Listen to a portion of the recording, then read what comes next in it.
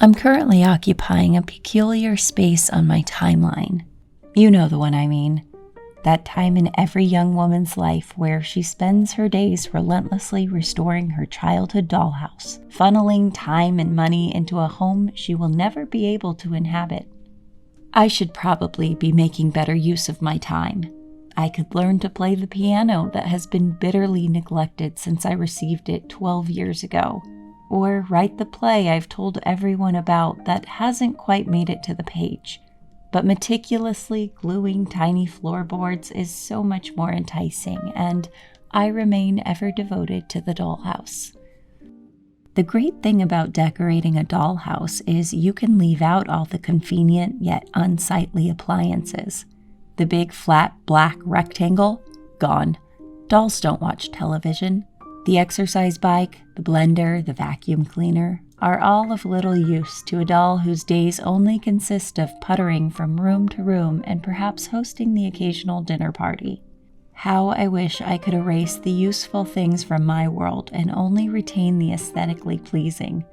Some enthusiasts feel differently, paying extravagant prices for miniature cereal boxes, tickled by tiny bits of cornflakes included inside. They will shell out for polymer plates with remnants of clay food on them as though someone has abandoned their pie halfway through the meal. Here's the thing, if a doll wouldn't finish a perfectly good slice of strawberry rhubarb pie, I don't think I'd want to know that doll. In fact, I wouldn't let them in my meticulously decorated house with such a wasteful attitude. Only grateful, hungry dolls may come in, dolls with manners enough to finish their pie and put their dishes in the sink. To solve this problem, I'll eliminate all dolls.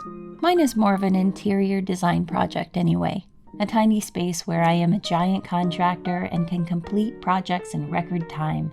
I'm a ninja removing entire panels of wallpaper in one swift tug, my spackle scraper pushing ahead to force stubborn bits of glue. I meticulously replace the spindles and lay floorboards as though I myself will be moving in soon. If I stick my head in just so, I can make believe I'm 5 inches tall, standing with my hands on my hips, surveying the wall before me. I'm deciding how to hang some artwork. In a minute, I'll shuffle downstairs to the kitchen for some strawberries. I grew them in my garden out back. Past the garden, you'll find my pottery studio, where I threw all the dishes in our house. Seems like a lot of extravagant detail, but that's the beauty of the dollhouse. You just have to imagine it's there. The dollhouse renovations are so much cheaper than the shelves I put up in my actual apartment or the hordes of plants I brought in to add some life. All I need is a few leaves and this place is a tropical oasis. Even Tarzan would feel at home. So it comes to this. Spend $20 on a new throw blanket for the real couch or $20 for a tiny sage velvet couch for the dollhouse. I can use the blanket on the real couch, but I can imagine I'm lying on the dollhouse couch, sprawled in opulence, tiny issues of the New Yorker strewn over the hardwood floors. The choice isn't a hard one, and I once again favor the perfect 1/12 scale world inside the dollhouse. If you need me, I'll be perched in front of a 3-foot Victorian, waiting for the real housing market to crash, or someone to invent a shrink ray. Equally okay with whichever comes first.